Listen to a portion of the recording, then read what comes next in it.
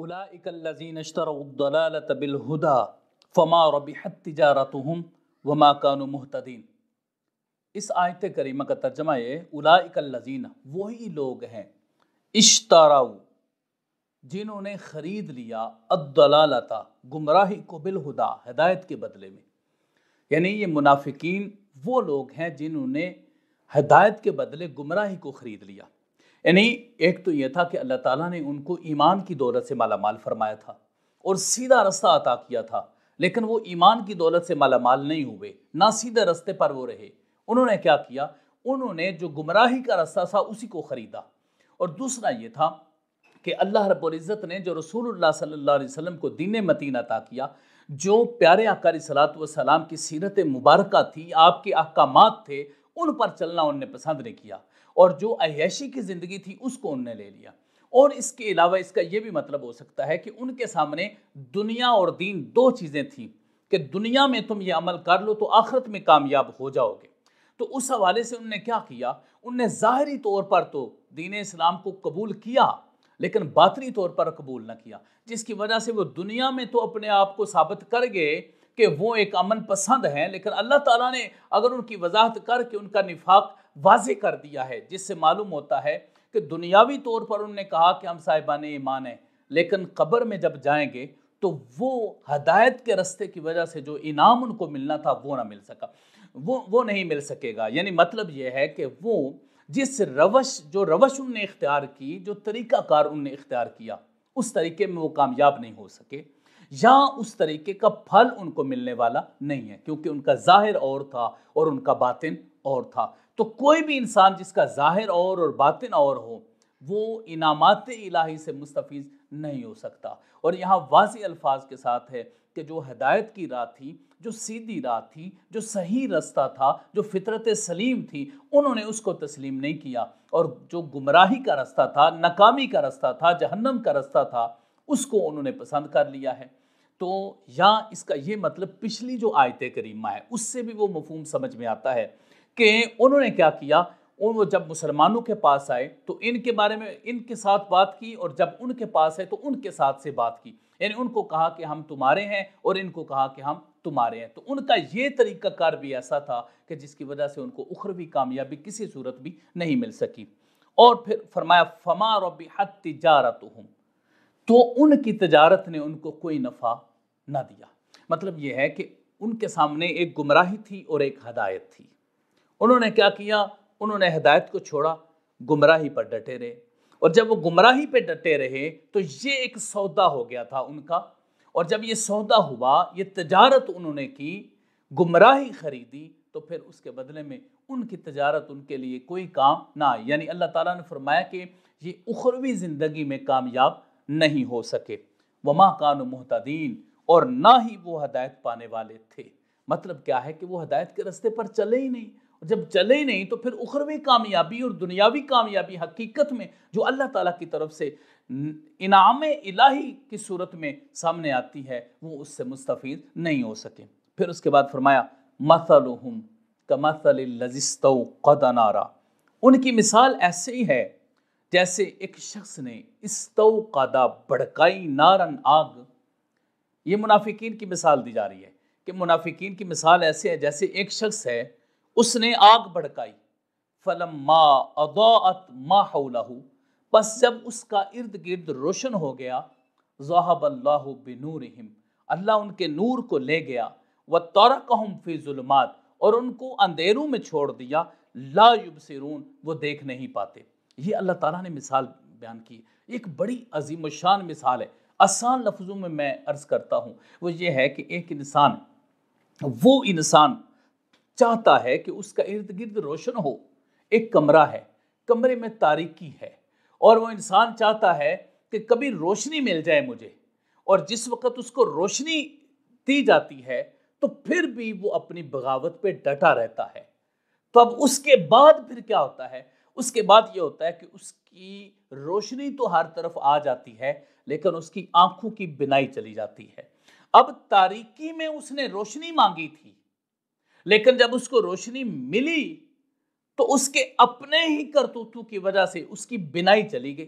تو اب کمرے کی روشنی کا اس کو کیا فائدہ ہوگا جس کی اپنی بنائی چلی گئی ہے۔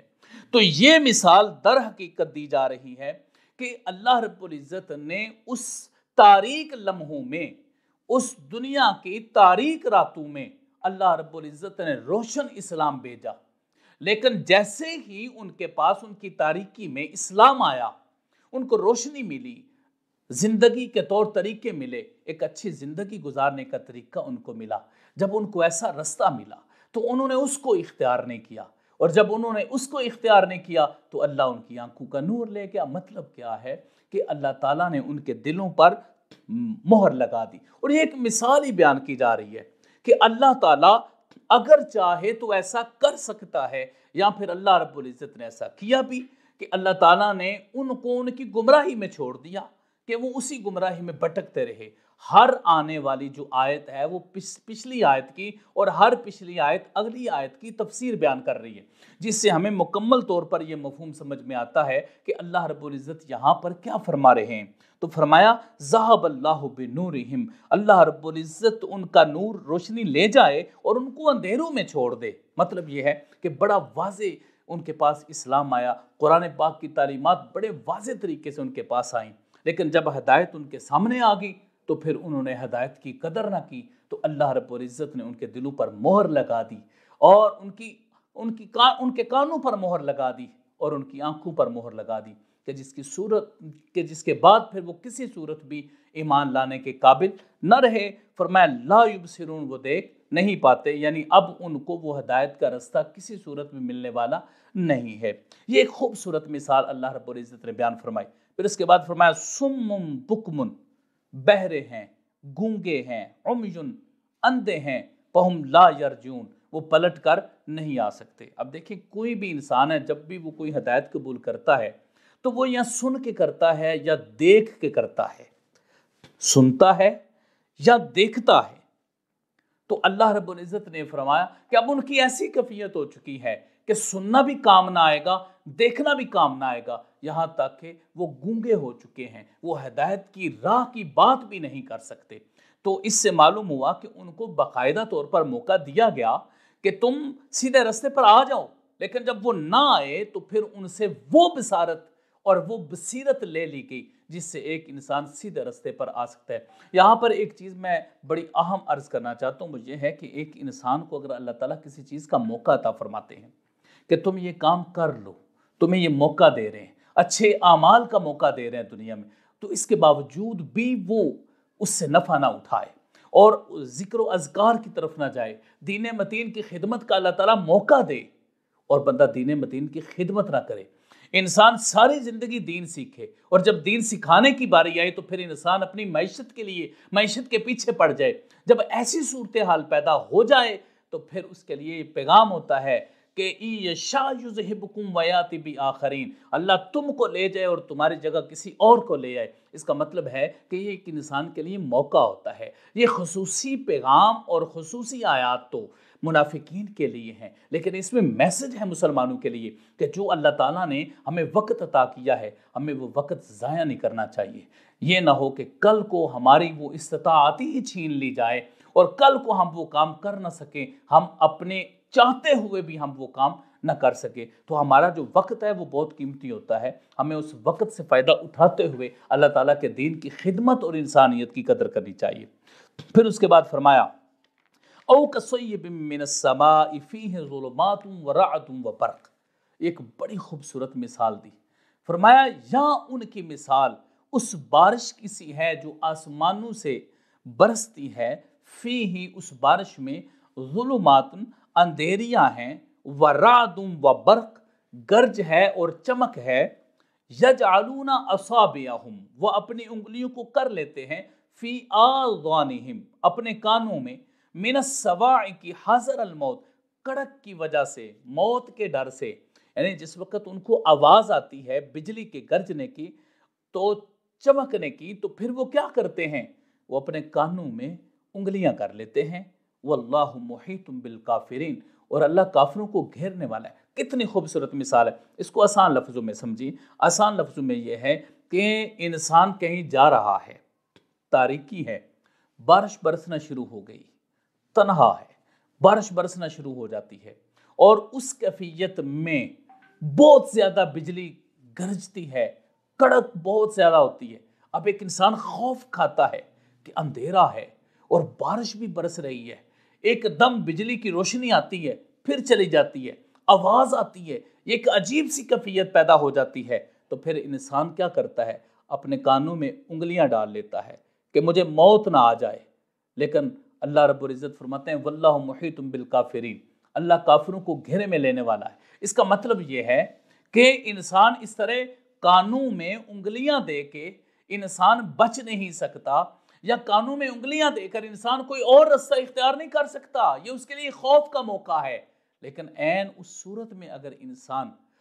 اس سے فائدہ اٹھائے، جو بجلی چمک رہی ہے، جو روشنی دے رہی ہے، اس سے فائدہ اٹھائے اور اپنی سیدھی راہ کا اہتمام کرے اور وہاں رکے نہ اور کانوں میں انگلیاں دے کے کھڑا نہ ہو جائے کہ مجھے موت آ جائے گی، اپنا جس راستے کی طرف جانا ہے بجلی کی تھوڑی سی چمک میں وہ اپنی منزل کی طرف پہنچ جائے تو وہ کامیاب ہے۔ اب یہ جو اس آیت کریمہ میں مثال دی گئی ہے کہ بارش کے برسنے کی، کصیب من السماء، آسمان سے بارش برستی، اس سے مراد قرآن کریم ہے۔ قرآن کریم کے ساتھ اس کی مثال دی جا رہی ہے۔ پھر فرمایا فیہ ظلمات، اور اس میں اندھیریاں ہیں، اندھیرے ہیں، اس سے مراد کفر ہے، نفاق ہے، جاہلیت ہے، کہ نفاق، کفر اور جاہلیت کے اندھیرے ہیں جس وقت قرآن پاک اترتا ہے۔ رعدم و برق، اس میں بجلی ہے، چمک ہے، مطلب کیا ہے؟ احکامات الہیہ ہیں جن کی روشنی میں تم صراط مستقیم پر چل سکتے ہو اگر تم اس رستے پر چلنا چاہتے ہو۔ یجعلون اصابعہم فی آذانہم، منافقین کی مثال دی جا رہی ہے کہ جب رسول اللہ صلی اللہ علیہ وسلم ان کے سامنے آیات بینات پڑھا کرتے تو وہ اس کو سننے کی بجائے اعراض کرتے، ادھر ادھر توجہ کر دیتے، اپنے کانوں میں انگلیاں دے لیتے، اپنے آپ کو، اپنا رخ دوسری طرف موڑ لیتے۔ من السوائق حذر الموت، یعنی تھوڑی سی جس وقت جیسے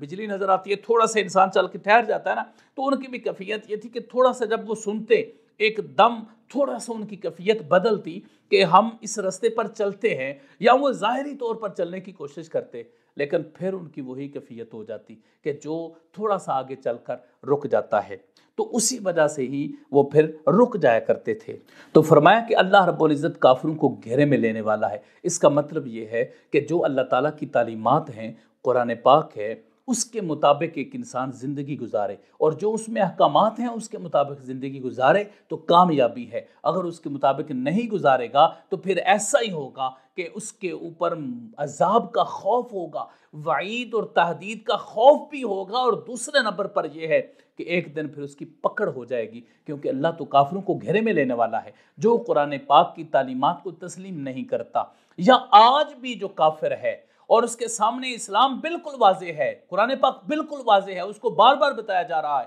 کہ تجھے زندگی دی ہے تو آؤ اسلام کو قبول کرو، آؤ قرآن پاک کی تعلیمات پر عمل پیرا ہو، رسول اللہ صلی اللہ علیہ وسلم کی جو زندگی ہے اسوہ کاملہ ہے، اس کے مطابق اپنی زندگی گزارو۔ اور آج بھی اگر جو اس طرف نہیں ہوتا تو پھر سمجھ لیں کہ وہ ناکامی کی طرف ہے، اور اللہ رب العزت بہت جلد اس کو اپنے گھیرے میں لے گا۔ سب سے بڑا تو گھیرا اس وقت ہی ہو جاتا ہے جب انسان کی موت آتی، پھر اس وقت اس کی جو کیفیت حیات برزخی میں ہوتی ہے، اس نے سوالوں کے جوابات دینے ہوتے ہیں، پھر وہ افسوس کرتا ہے کہ اے کاش میں نے ایسا نہ کیا ہوتا، اے کاش مجھے سمجھ آ جاتی کہ اسلام کا کیا مقام ہے۔ تو یہ ایک خوبصورت مثال کے ذریعے سے اللہ رب العزت سمجھا رہے ہیں۔ دیکھیں اس سے بڑھ کر اور کیا ہو سکتا ہے کہ ایک انسان کو اس طریقے سے سمجھایا جا رہا اور پھر بھی وہ اس کو نہ سمجھ رہا ہو۔ یکاد البرق، قریب ہے کہ بجلی، یخطف ابصارہم، ان کی آنکھوں کو اچک لے، مطلب یہ ہے کہ بہت قریب ہے کہ ان کو عذاب ہوگا، ان کو عذاب ہوگا، اور ان سے پوچھا جائے گا، اور آخرت میں ان سے حساب لیا جائے گا کہ بتاؤ تم نے ہمارے دین کو، ہمارے پیغام کو کیوں نہیں تھا مانا، کیوں نہیں تھا اس پر ایمان لے کر آئے۔ کلما اضاء لہم، جب ان کا ارد گرد روشن ہو، مشوا فیہ، اس میں چل پڑے، وَإِذَا أَظْلَمَ عَلَيْهِمْ قَامُوا، اور جب اندھیرا چھا جائے تو ٹھہر جائیں۔ اب ان کی یہ کیفیت تھی کہ جب بجلی چمکتی ہے تو اس میں چلتے ہیں، اور جب اندھیرا ہوتا ہے تو رک جاتے ہیں۔ یہ بتایا جا رہا ہے کہ جب ان کے سامنے آیات تلاوت کی جاتی تو تھوڑا سا ان کا دل بدلتا، لیکن بعد میں پھر وہ اسی روش پر قائم ہو جاتے۔ وَلَوْ شَاءَ اللَّهُ لَذَهَبَ، اور اگر اللہ چاہتا لذہب تو لے جاتا، بسمعہم ان کے کانوں کو، وابصارہم اور ان کی آنکھوں کو، ان اللہ علی کل شیء قدیر، بے شک اللہ ہر چیز پر قادر ہے۔ یعنی یہاں پر یہ کہا جا رہا ہے کہ وہ عین اس کیفیت میں جب ان کے لیے تھوڑی سی روشنی چمکتی تھی اور وہ تھوڑا سا چلتے تھے، اگر اللہ ان کی بینائی کو لے جاتے، اگر اللہ تعالیٰ ان کے جو دیکھنے کی قوت تھی وہی ختم کر دیتے، تو پھر ان کے لیے روشنی کیا معنی رکھتی تھی؟ لیکن اللہ رب العزت نے ان کو پھر بھی ڈھیل دی، موقع دیا کہ تم اس راستے پر چلو تو یہ تمہارے لیے کامیابی کا راستہ ہو سکتا ہے، بلکہ یہ تمہارے لیے کامیابی کا راستہ ہے۔ یہ اللہ رب العزت نے منافقین کو مختلف طریقوں سے سمجھایا، اور آج کے منافقین کے لیے بھی یہ اللہ تعالیٰ کا پیغام ہے۔ یہ 5 آیات ہیں جن کا ترجمہ عرض کرتا ہوں۔ اولئک الذین اشتروا الضلالۃ بالہدی، وہی لوگ ہیں جنہوں نے گمراہی کو خریدا ہدایت کے بدلے میں، یعنی ہدایت بھی ملی تھی لیکن گمراہی کو خریدا۔ فما ربحت تجارتہم، تو ان کی تجارت نے کوئی نفع نہ دیا ان کو، وما کانوا مہتدین، اور وہ ہدایت پانے والے نہ تھے۔ مثلہم کمثل الذی استوقد نارا، ان کی مثال اس شخص کی طرح ہے، الذی جس نے استوقد جلائی، نارن آگ، فلما اضاءت پس جب روشن ہوا، ما حولہ اس کا ارد گرد، ذہب اللہ اللہ لے گیا، بنورہم ان کے نور کو، وترکہم اور چھوڑ دیا ان کو، فی ظلمات اندھیروں میں، لا یبصرون وہ دیکھ نہیں پاتے، سمم بہرے ہیں، بکمن گونگے ہیں، عمیٌ اندھے ہیں، فہم لا یرجعون وہ پلٹنے والے نہیں ہیں، یعنی لوٹیں گے نہیں۔ او کصیب، یا بارش کی طرح ہیں، من السماء جو آسمان سے برسے، فیہ ظلمات اس میں اندھیریاں ہوں، ورعد وبرق گرج ہو، چمک ہو، یجعلون وہ کر لیتے ہیں، اصابعہم اپنی انگلیوں کو، فی آذانہم اپنے کانوں میں، من الصواعق کی کڑک کی وجہ سے، حذر الموت موت کے ڈر سے، واللہ محیط بالکافرین اور اللہ کافروں کو کا احاطہ فرمانے والا ہے۔ یکاد البرق قریب ہے بجلی، یخطف اچک لے، ابصارہم ان کی آنکھوں کو، کلما جب اضاء لہم روشن ہو ان کے لیے، ان کا ارد گرد جب ان کے لیے روشنی ہو، مشوا فیہ اس میں چل پڑیں، وَإِذَا أَظْلَمَ عَلَيْهِمْ جب ان پر اندھیرا چھا جائے، قاموا ٹھہر جائیں، وَلَوْ شَاءَ اللَّهُ اور اگر اللہ چاہتا، لَذَهَبَ تو لے جاتا، بِسَمْعِهِمْ ان کے کانوں کو، وَأَبْصَارِهِمْ اور ان کی آنکھوں کو، ان اللہ بے شک اللہ علی کل شیء قدیر ہر چیز پر قادر ہے۔